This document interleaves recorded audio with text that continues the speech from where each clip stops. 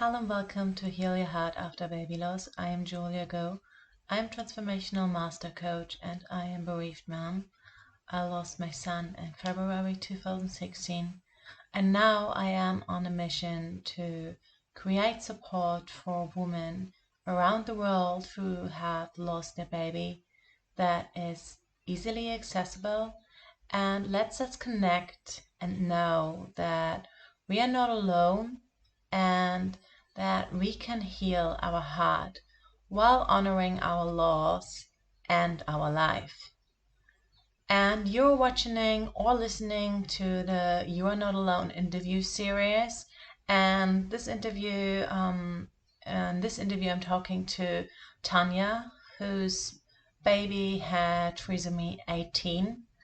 And this interview I edited into parts, so you're watching part one where Tanya tells her story, how she found out that her son had trisomy 18, and her decision around whether to terminate the pregnancy or whether to keep going. And without further ado, I'll let you watch the video.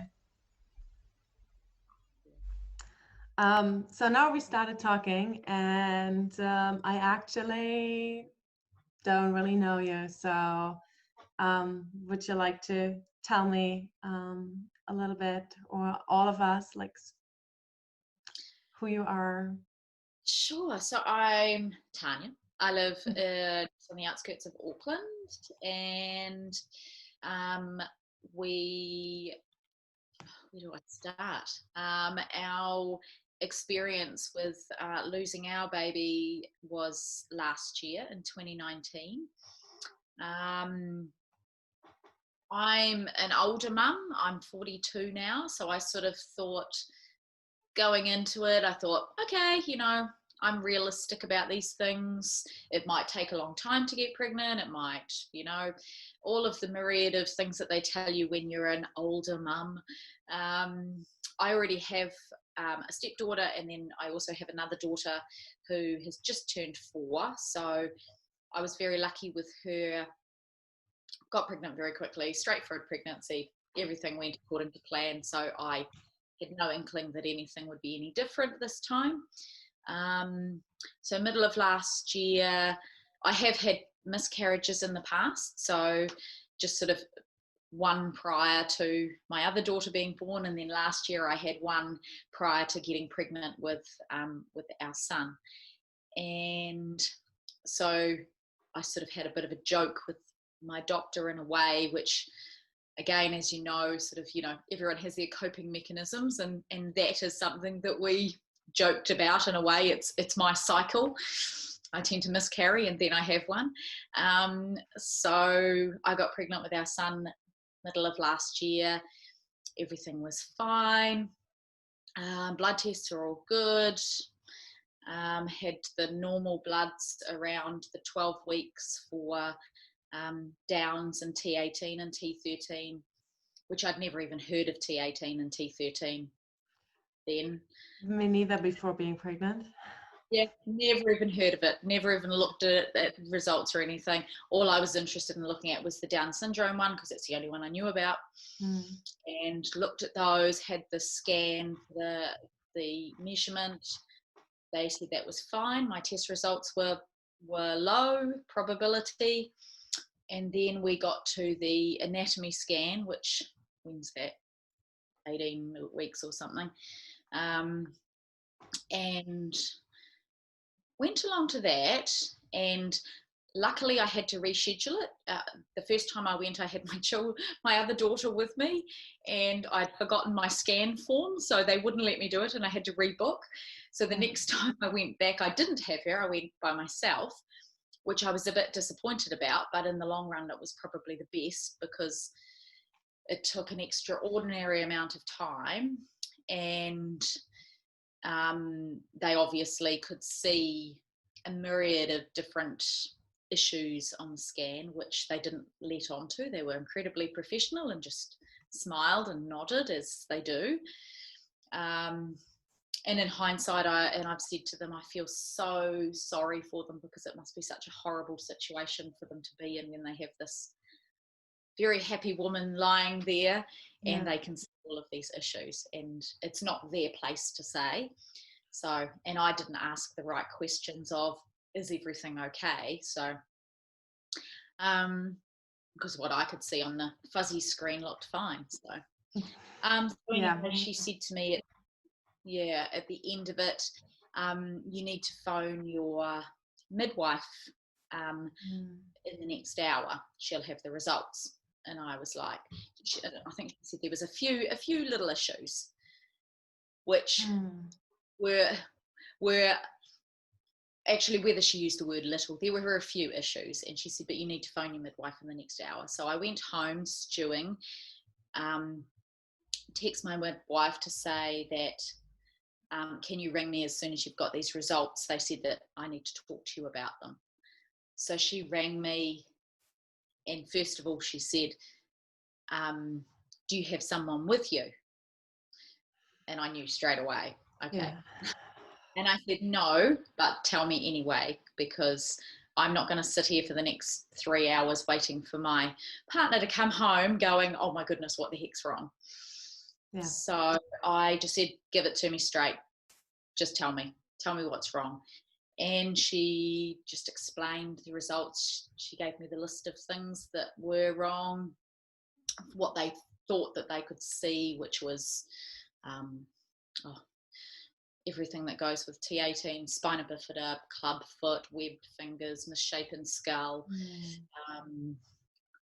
one kidney, issues with the heart, issues with the digestive system.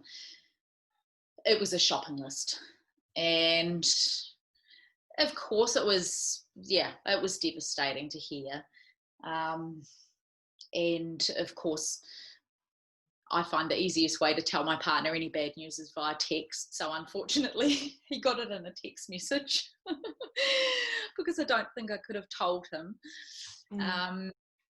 And the same with my mum, and they both rang me back and sort of were like, what's going on? And so the process began of where we went from there. So from there, it was I already had an appointment at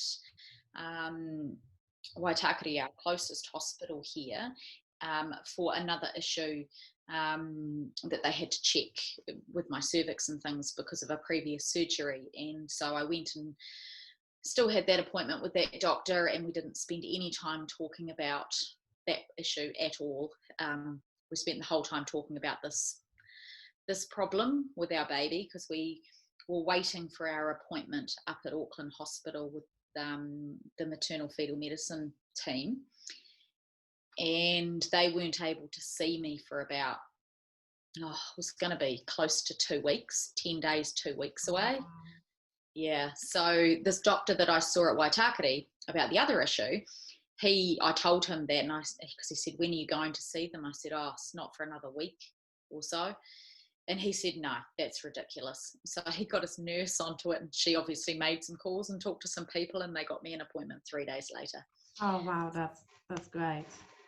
So I was really, really happy with that. But it was good to be able to talk to him, just a different point of view about, I had already pretty much made up my mind as to what my decision was anyway, and I knew that my partner felt the same. Yeah. And this doctor he didn't say he agreed with it, or he didn't say, that's the right decision, but he kind of justified some of the things that I said. He said, yes, well, that is right, the way you're thinking, that yes, with this particular diagnosis, this is the prognosis if that baby lives. Yeah. So and that my justification in my mind was in line with what the diagnosis was. So that made me feel a little bit sort of what was it that, sorry, yeah, it just made me feel better that the information I had at the time was pointing me in the direction that I thought I should go in. Yeah. So which direction was that? What, if So, you're open to tell us, what was the thought process you went through at that time? so our thoughts were, our gut feeling immediately was that we wouldn't continue with the pregnancy. And then I just wanted to, after having that gut feeling, I wanted to then do my research to see if I could back that up to myself. See whether my decision for me was justified, or whether it was just me making some flippant decision. But the more I looked into it, the more people I spoke to, the specialists up at the hospital, the doctor at Waitakere, my midwife, my mum, and obviously this is me and my partner, that gut feeling was the right way to go. And because of, it wasn't just about one person, it wasn't just about our baby, it wasn't just about me, it wasn't just about our family, it was about that whole collective. Because I sort of said, well, okay, for our baby, he may not even go to term, and it's highly unlikely that he would. And if he did, he's unlikely to survive, one, the birth, and if he does, he's unlikely to survive for very much time after that. That would, in turn, they said it could, because of my age, put undue stress on me. So, but even though I sort of go, well, I'm tough, I can handle these things, it's, you kind of go, is it worth, well, I did, is it worth putting him through that potential pain and suffering to go where?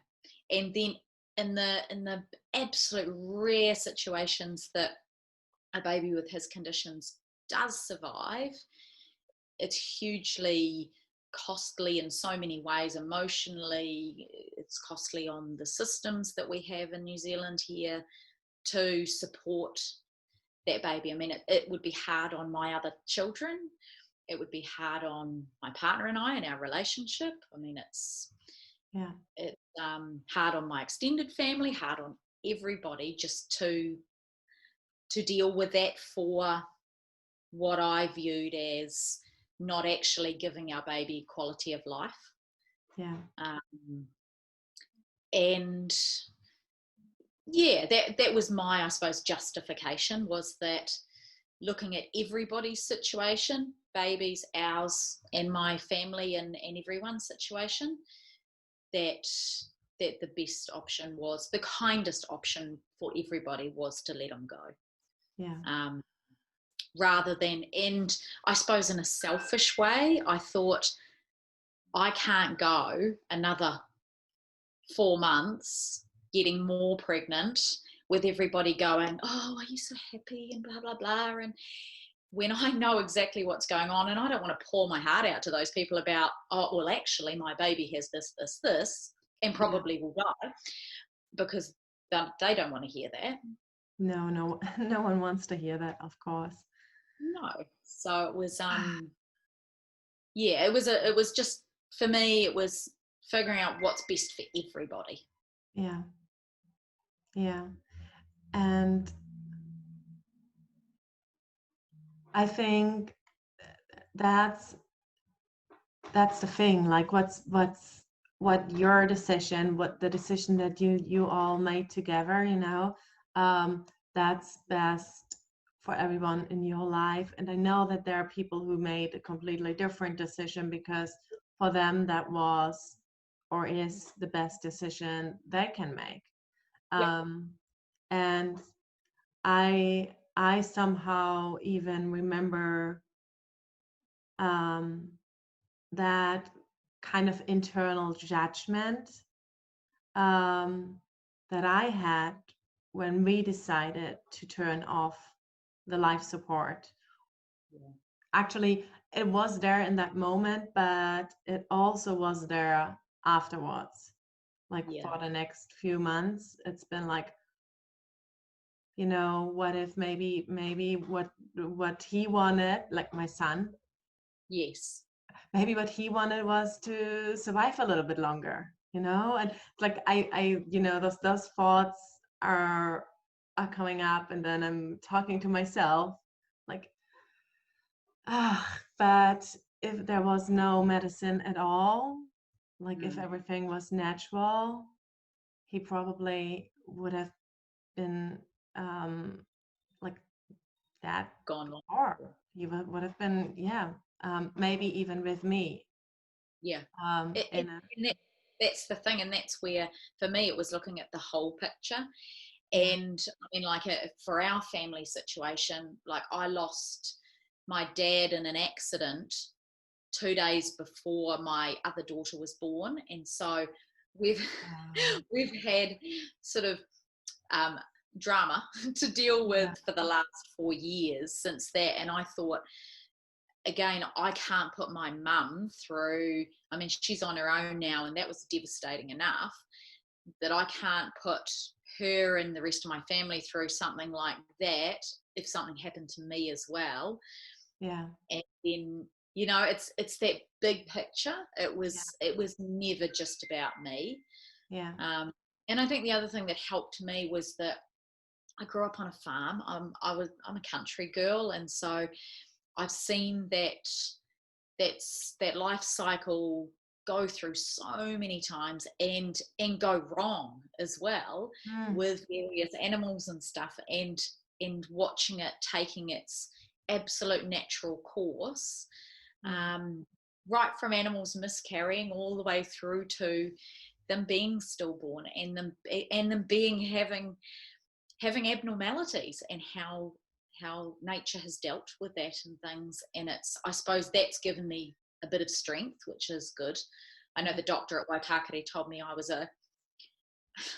this might sound insensitive, but I was too good a cow, because this baby this baby, I probably would have miscarried like 9 times out of 10. A baby with these issues would have miscarried. So we did have to have a laugh in the moment and say that yeah. I was too good a cow. I was wondering about that. Like you were talking about that humor before and how that helped you. Do you have like other moments where you feel like that was like your anchor? All the time. Yeah. And I suppose I first identified it when we lost my dad, because we nearly lost my mum in the same accident. So it was sort of, it was literally on my due date of my last baby, and I was sort of like, oh my goodness, my dad's been killed, my mum's severely injured, and I'm about to have a baby.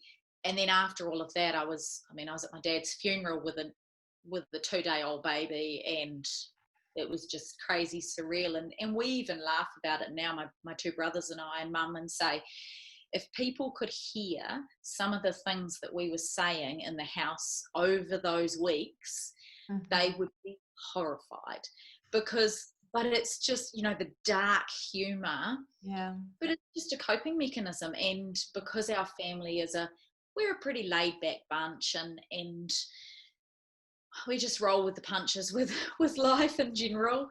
And I know a lot of people sort of, they know what I've been through in the last sort of 4 or 5 years, and they kind of look at me and they go, you're really strong, like you're really together. And I'm like, don't worry, I have my moments. Yeah. But it's just, I suppose I just take it one day at a time. Welcome back. I hope you got hope out of this video. I hope you learned that you are not alone. I hope you understand the message of we all make our own decisions, and despite